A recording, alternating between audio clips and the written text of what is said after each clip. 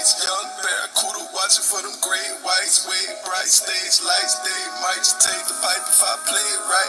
Aim tight, go bananas, take a bite. Hold the hammers, might take your life in your pajamas. Play it right and take a hike to Alabama. I'm gone. I be in and out the spot. I ain't got no time to talk. Nigga, I'm gone. I be on and off the road. I be living like a boss. Nigga, I'm gone. Shawty do it like a pistol. Knock the pussy out the park. Nigga, I'm gone. We been racing to the money. I been winning from the start. I'm in your city with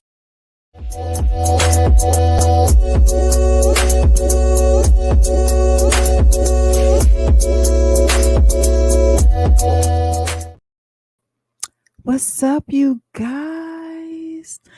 How you doing? So it's me. I'm back again with another video. And before I forget, y'all like, share, and subscribe, all that good stuff. You know what I'm saying? Please hit the like. Or you can feel generous and hit my Cash App at $Immjuss. All of my look, I'm tired, y'all. I'm sorry. This is like my third video back to back. It is 12:30 in the morning, but y'all ain't gonna see this until later on today. However, it is past my bedtime, so your good sis might get a few brain farts. So please excuse me and be patient with me. And also, y'all know your good sis got that ADHD. It's okay though. It's okay though. We'll get through this. I promise you.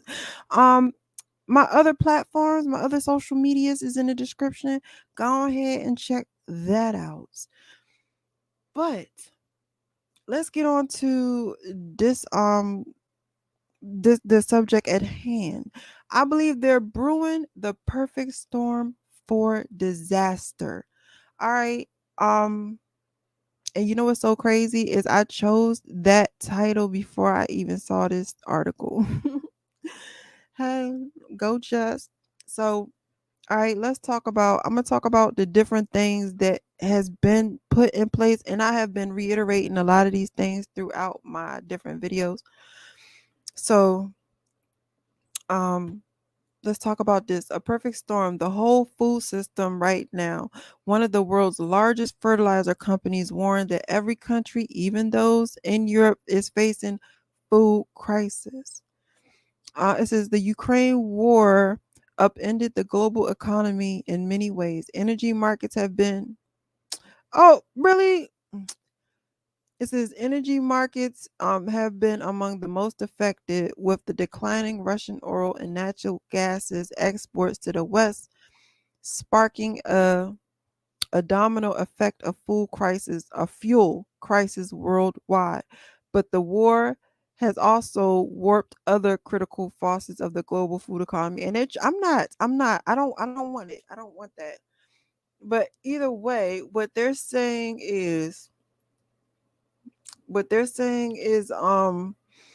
says country worldwide, even the wealthy ones should begin prioritizing on how to safeguard their food security, because the fertilizer company is down. And you know what's crazy? Is that I read the article. I can't stand why when they try to get you. I'm not buying it. I'm not doing it. All right. I found another article. Let's see if this one will let us read it. You know what I'm saying? We'll try to hurry up and read a little bit before they try to ask me. I'm not.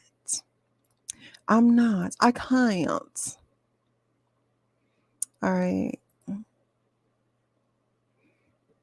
The fertilizer shortage will persist in 2023.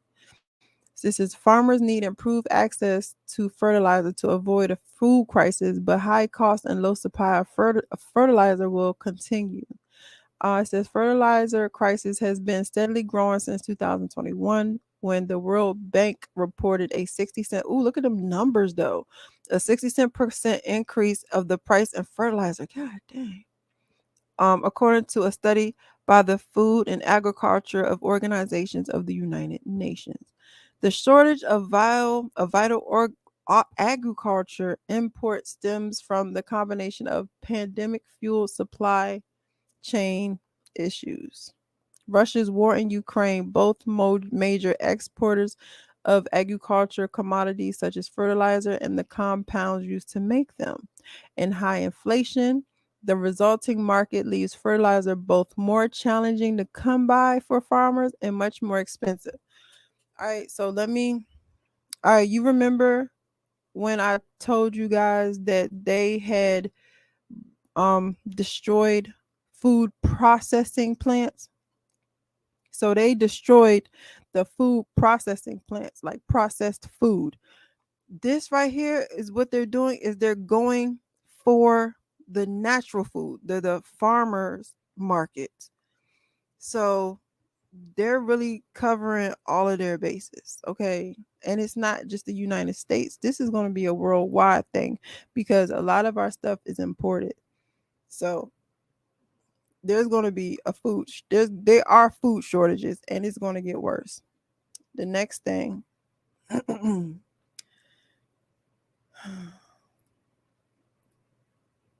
the World Economic Forum. And this article is about this is why we cannot dismiss water scarcity in the United States. It says the United States Water Conference will be held in New York this March. When was it? Oh, that's this March because this is February 10th, 2023. So it says the United Nations Water Conference will be held in New York March of 2023. That's next month. That's in 2 weeks. This year and is the first UN meeting solely about water. So they're literally going to have a meeting about water.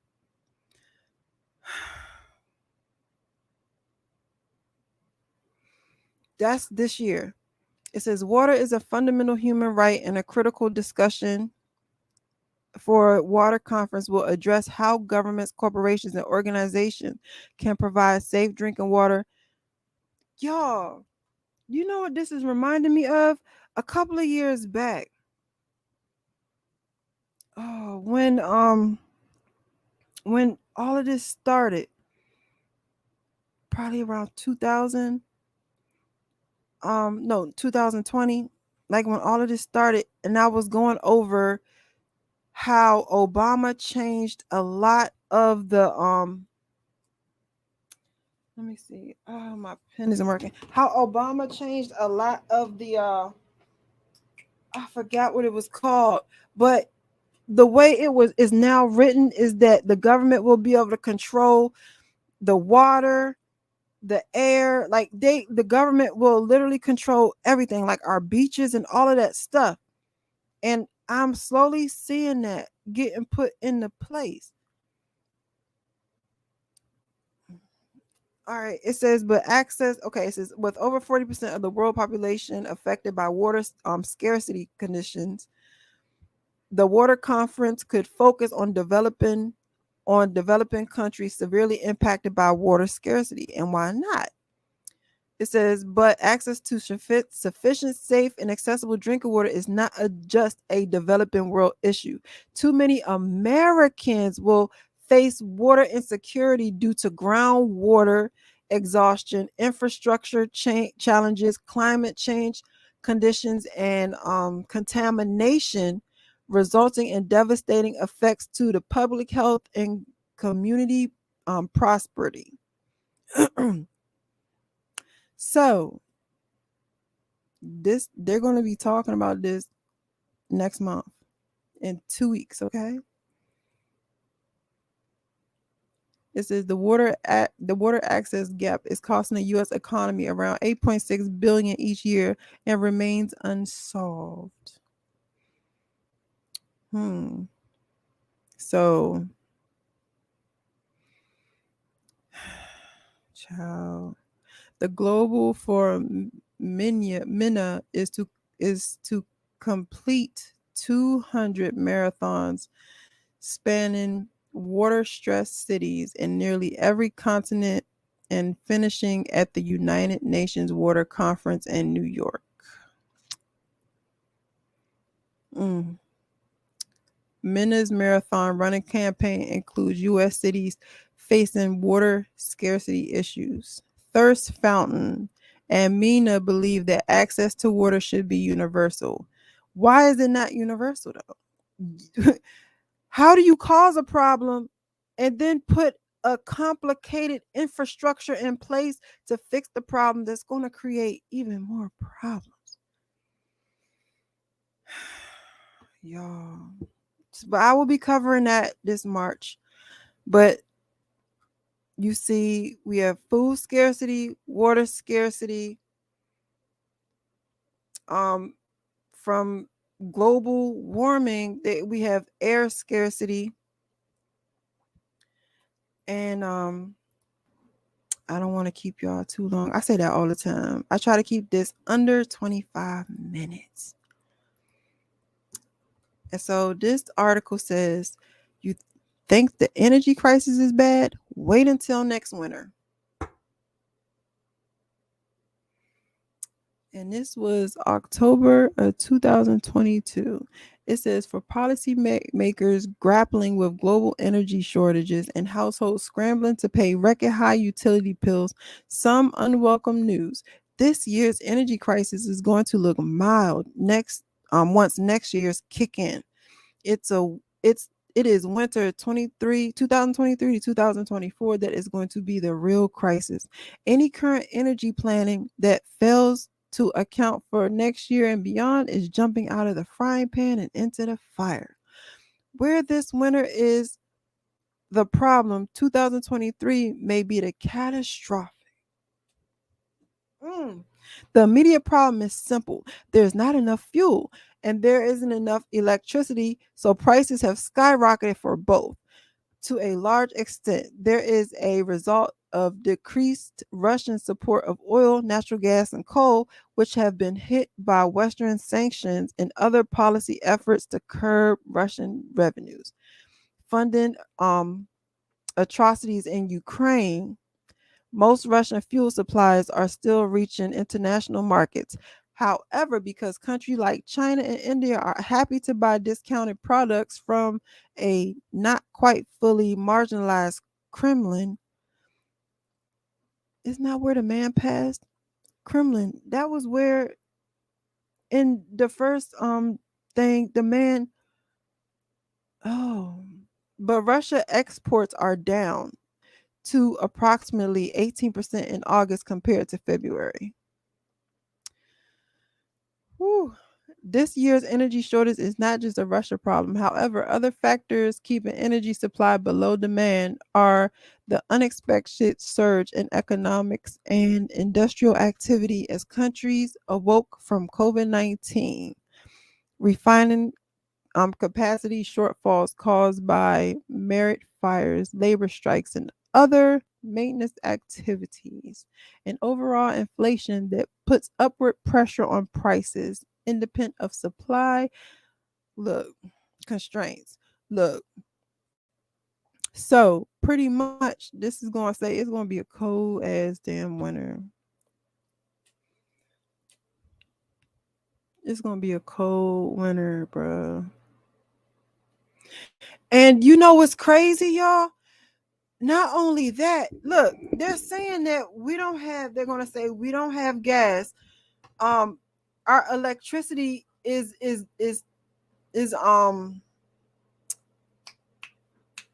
stretched to the max, right?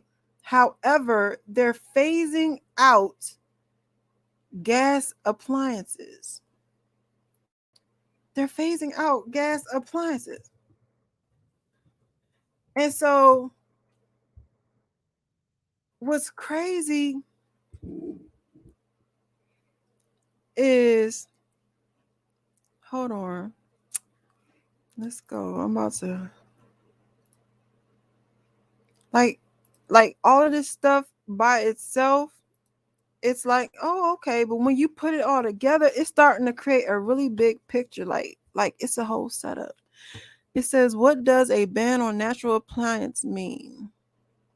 U.S. regulators and state lawmakers consider banning on new natural gas stoves.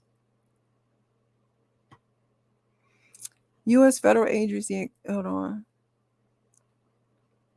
A U.S. federal, okay, hold on. A U.S. federal agency is considering a ban on gas stoves.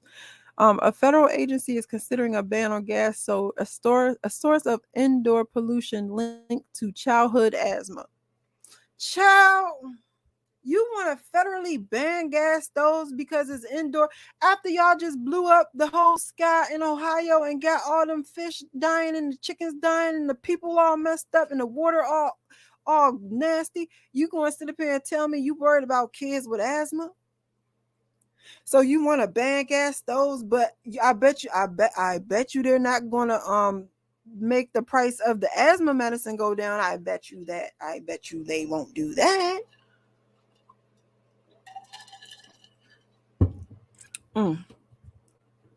Trumpka confirmed to CNN that everything is on the table when it comes to gas stove, but stresses that any ban will apply only to new ones and not existing ones. Okay.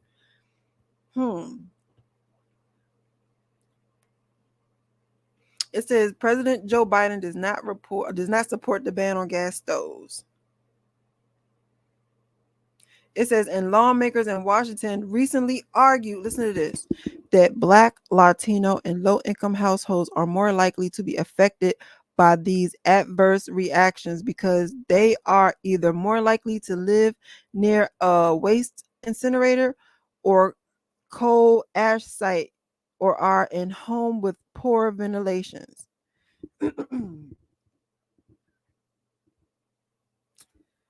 So what they're trying to say, hold on, let me see. It says Kruma T pushed back on politicians' fears. We are not looking to go into anyone's homes and take items that is already there. We don't do that. So why don't they just? That's ridiculous. Look. 70% of households in California have natural gas cooking appliances. So Nevada, California, Illinois, New York, New Jersey, and DC have the highest percentages of gas stoves. And to be honest with you, I ain't even gonna hold you.